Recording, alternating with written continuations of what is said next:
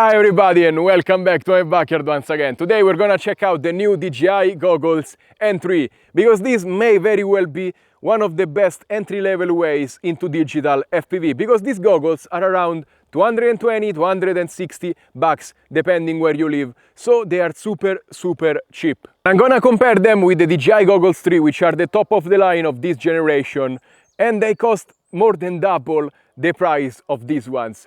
But I feel like they cut just the right corners to make a probably even better product than this is. We have the same layout of antennas, buttons and ports on these goggles. You have the USB-C and micro SD plug at the top of them. You get the same battery with strap adjustment. Only on these goggles the wire runs externally and is not detachable, which is a wasted opportunity to give us a replaceable battery. The cheaper goggles come with a screen protector, which is very cheap but is lazy not to include, but somehow they didn't include it in the Goggles 3, which I complained about, and it seems like maybe they listen to me. I'm very skeptical about the design of the Goggles 3 because they feel uncomfortable to me. You have to sit them on your forehead and they just dangle there on the bottom. They have a hinge, but they don't swivel up so you could look around, which is a wasted opportunity. Instead, they are just cumbersome. They sit bad on your head and they are much bigger when you put them into your backpack. In my opinion, the straps have to be anchored here just like a regular pair of goggles. Instead, the Goggles N3 feel very comfortable and I would rather wear this compared to the Goggles 3. The Goggles 3 have dual 180p 144Hz OLED screens. They look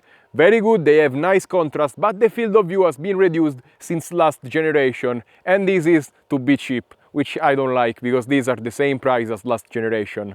And somehow these goggles are cheaper, but I feel like they are slightly better to use. They only have one screen at the top, they have a 45-degree angle mirror, so you don't focus here with your eyes, but you focus down here because it extends the length. And the screen is 180p LCD 60 Hz, so it's much lesser spec. The contrast is not as good, but it feels a little bit wider. It's more immersive, if anything.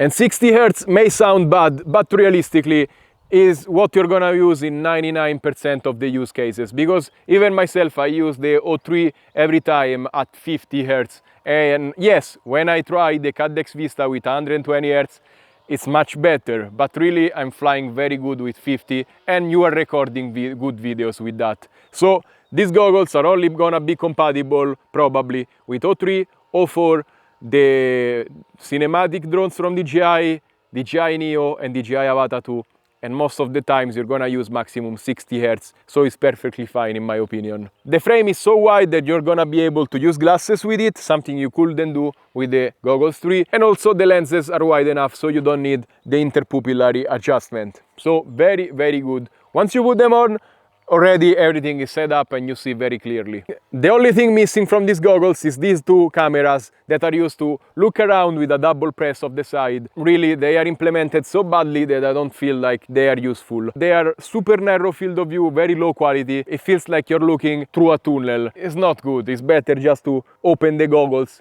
but these ones are so gimmicky that they don't allow that. The only thing I'm missing from the Goggles 3 is the size. These are about twice the size, but still they're gonna fit in a backpack comfortably. We were used to fly with the Goggles V1 and V2, and this is basically that, just made cheaper. If you ask me which one would I get between these two, I would say this takes the crown, because it's cheaper and it does the same stuff and it's more comfortable. The problem with the Goggles 3 is that they are a clear downgrade of the Goggles 2, and I miss these goggles because they feel so much more premium, and these feel like a pair of Integras 2, even worse than that because of this front thing down here. The screen in these goggles are worse, they are smaller. These ones feels so much better. Look how smaller they are. They have a replaceable battery, so they are much more professional. When I'm shooting, I have one battery charging, one battery on the goggles, and I swap them. And the thing that makes me sad is that DJI, with its marketing shenanigans, is not making these goggles probably compatible with the new stuff. It will be a miracle if they will be compatible with the O4 system. Or maybe the update will come months later on the line, and that's such a shame. You either have to choose between a wonky pair of downgraded goggles that cost the same as the old Pros, or a cheap pair of goggles that does things right, but it's a little bit bigger in your backpack. So I feel like this is a very good buy if you're starting out now, but beware that at the moment I'm releasing this video, these goggles are only compatible with the DJI Neo and the DJI Avata 2. I am pretty sure that they will be compatible with the DJI O4, the Air 3S, Air 3, Mini 4 Pro, and probably down the line the O3 system. So these goggles, if they become compatible with your system, stay tuned. They will be probably my top recommendation for starting out FPV in 2024-2025 because they are so cheap. And for now, that's all for these goggles. They made just the right decision, and if they made them compatible, hands down, they are one of the best way to start FPV. If you want to see them working, I made a video with the DJI Motion Fly More combo. Check the description. And as always, remember to like, subscribe, and comment on this video. Let me know what you think about these goggles. Let me know what you think about the other goggles and this year's lineup.